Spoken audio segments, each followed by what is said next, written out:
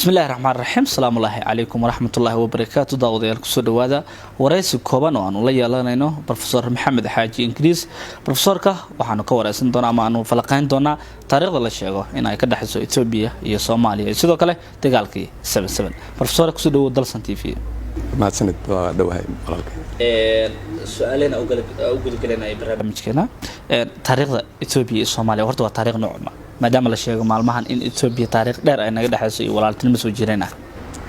Ethiopia iyo Soomaaliya waxay ka soo bilaabanaysaa taariikhdoodii isqabsigii dhacay qarnigii 15aad ee Ethiopiaanku isku dayayeen ayagoo ahaa Abyssinia inay qabsadaan ma ahan dhulka Soomaalida kaliya geeska Afrika oo dhan kadib Suudaan galaan kadib West Africa iyo Central Africa ay gaaraan marka isqabsiga Soomaalida Ethiopia mar walba u dhaxeeyo wuxuu ahaa mid colaadeed oo isjijiidayaan la isriixayo dad isqabqabsigaasna waxa mar ku adkaaday hogaankii amiirka muslimka Ahmed Gurey qarnigii 16aad watuu jabiyay xukunkii Xabashada Abyssinia ee la magac baxay Futuhul Habash furashadii Abyssinia sida daran loo galay Ethiopia fardhig marka loo qaybay saddex dhig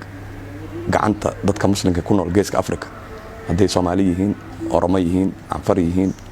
inta kale la noolba isaha adoo isku wada daray ay gacantooda ku soo dhacday Ethiopia oo dhan ana sameeyay qaran weyn oo muslimiina laga sameeyay muddo dheer ilaa markii dambe quwada ajnabiga soo fargeliyeen qaasatan Portugiiska Ahmed Gurey amiirka laftirkiisa oo kaalmo ka helay Turkida marka falgalka u dhaxeeya Soomaaliya Ethiopia wiligeed wuxuu ahaa mid colaadeed oo dagaal ah kuma falgelin labada dhinac dhaqan dhaqaale dhinac bulsho iyo dhinac siyaasadeed waxay lahaayeen buffer zone meel dhexe oo wax ay isku wadaarsadaan oo ahayd amiirada Harar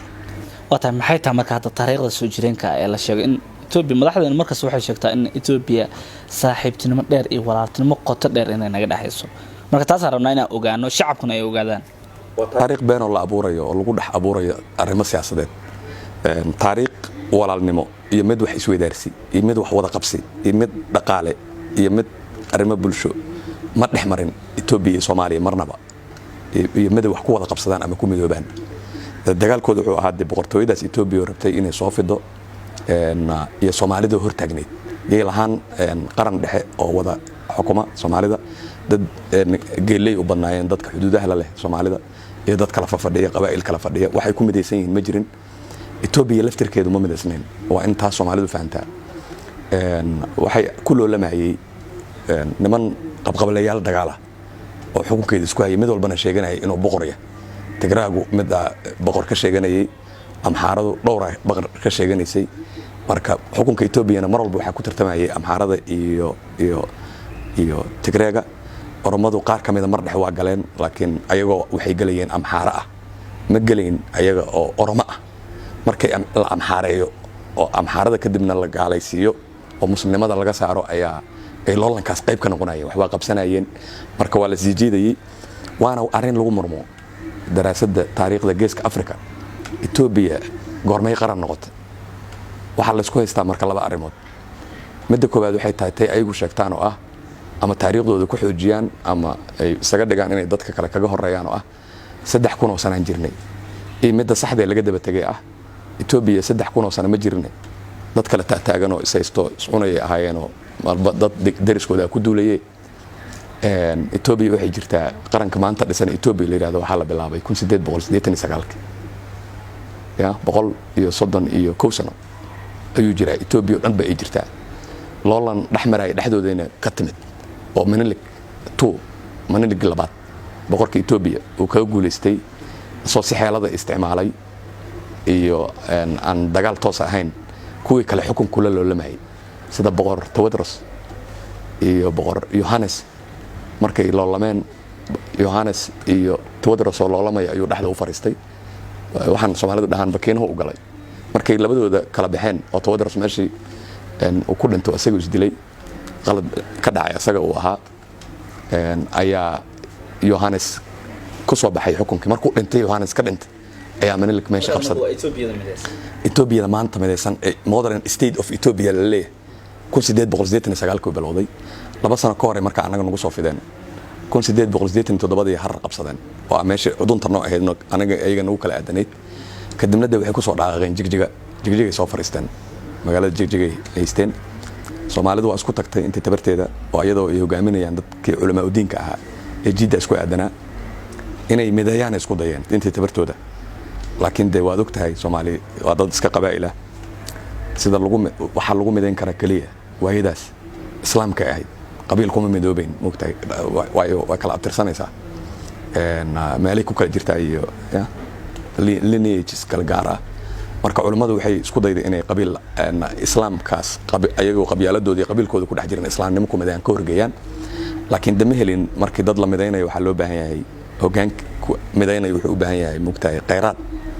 uu ku mideeyo dhaqaale iyo xoolo iyo hub iyo waxbuu u baahnaa garab dibad ma helin sida midda Ethiopia ay helaysa awoodda ay jijiga ku timid oo harar ku timid ku qabsatay wuxuu ahaa qoriyihii ay ka heshay Faransiiska fadhiyay Djibouti qoriyaha soo galay waxay heshay hub casri ah qoriyo Soomaaliduna da qoriyo ma haysan dad warma ku diray aayeen marka kadib qoriyuhu soo bilowdeen 1899 marka taariikhdaas dheer oo colaadeed oo dib badan la kala mutay waxa ugu badan ee dib ku gaaran markii dambe Soomaalidu noqotay Ethiopia markay caawimaad ka heshay Faransiiska iyo Ingiriiska ayaa meesha ka dhacay marka taariikh walaalnimo oo aan wadaagno ma laha waa tahay inta badan maadaama taariikhdaas walaaltinimo iyo saaxiibtinimada aad sheegtay in been abuur ay tahay maxay Soomaaliya yani wadan leedahay in taariikh been ay sheegato iyadoo la ogyahay in xaaladahaas noocaas la soo maray dhibaatooyinkaas iyo colaadahaas ujeedada laga leeyahay waxay tahay kooxaha xukunka marba jooga waxay isku dayayaan inay awoodooda balaariyaan wadanka waa ogtahay wadankeeni uu kala qaybsan yahay waa la isku wada haystaa colaadaha jira waa lagu kala qaybsan yahay siyaasadii qaybaba meel ay haysataa say ku haysataba ama qabiil ha ku haysato ama maamul goboleed ha ku haysato ama koox ha ku haysato marka doonista kuwa xukunka fadhiista bila Soomaaliya mar walba isku dayaan inay kuwa kale gacanta ku soo dhigaan ayaa wuxuu hoosgeeyaa Ethiopia marka taasa ku qasabtay inay yiraahdaan Ethiopia waa walaalaheen laakiin labadii sano u dambeeyay hadda isbedelka geopolitics-ka gobolka ka dhaca caawiyay taliska maanta jooga wuxuu ku caawiyay inay Ethiopiankii dawladooda dhexe iyo ayaga isku hadaf noqdaan dawladda dhexe maanta Ethiopia ka jirtay oo hogaaminaya ninkan la leeyahay Abiy Ahmed waxay isku dayaysaa inay soo celiso fikradii amxaarada ku wada qabsatay ummadaha kale qarniga 19aad fikradii Menelik ku shaqeeyay tii Haile Selassie ku shaqeeyay tii uu ku shaqeeyay Mengistu ee ahayd over centralization yani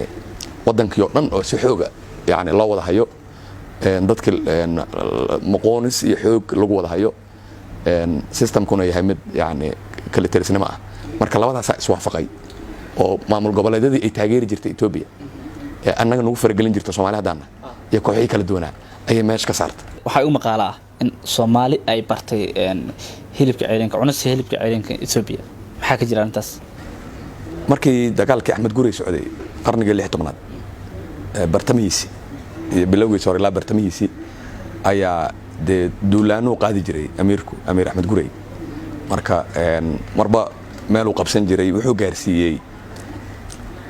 guul darro ilaa iyo maalinta maanta ah dadka waaweyn ee Etoobiyaanku way ka sheekeeyaan oo carruurtooda u tabiyaan jilba jilba u tabiyaa ilaa maanta socda Haile Selassie laftirkiisa wuxuu u sheegi jiray dadka ama lagaba qoray in waagu yaraa yani sheekooyinka waalidkii uga sheekeeyo inuu kamid ahaa Axmed Gurey yani guul daradii foosha xumeed ee xoog lahayd Ethiopia dhaawac uu gaarsiiyay Ethiopia waa ka soo waaqsan weyday guul daradaas muddo 300 oo sano ka badan ayay qaadatay Ethiopia inay ka soo kabsato guul darada Axmed Gurey gaarsiiyay marka duulaanka uu habeenka qaadayo oo Ethiopiaanka ku cusbaa iyo dhibaatooyinka xoog leh oo uu geysanayo ku kalifay inay Ethiopia dhaqanka u lahayd inay habeenkiis dhaarato dabshadooto inay shidan weydo oo hilibkeeda ay ceerin ku cunto yani tradition-kooda sheegay in waagaas ay hilib ka ceerin cunaan inay bilaabeen xilliga dagaalka Axmed Gurey socday marka hilibka ceerinka waxa ku qasbay inay dabka shitaan waayaan hadruuf dhacday oo dagaalka ka dhacda ku kaliftay maadaama habeenka haday dabshadaan duulaan habeen uu socdo marka waa inay isqariyaan mugdiga ay ku cunaan wixooda ayaa kalifaad lagu kalifay dagaalkii 1964 wuxuu ka bilowday inta la gaarin kii 77 dagaalkii 64 wuxuu bilowday Ethiopia walwal waxay ka qabtay qarankan Soomaaliya dhashay 60kii inuu ahayd bade inuu ku dadaali doono gobolkan Soomaalida maqan ee Soomaali galbeed inuu soo celiyo inkastoo dastuurkeenu noogu qornaa in sanadada lagu soo celinayo laakiin Ethiopia way shakasnayd waxay ka shakasnayd in dawladda Soomaalida oo la hubeeyo oo hub military la siiyo la qalabeeyo reer galbeedku ay gacan la lahaayeen ay qalabeeyaan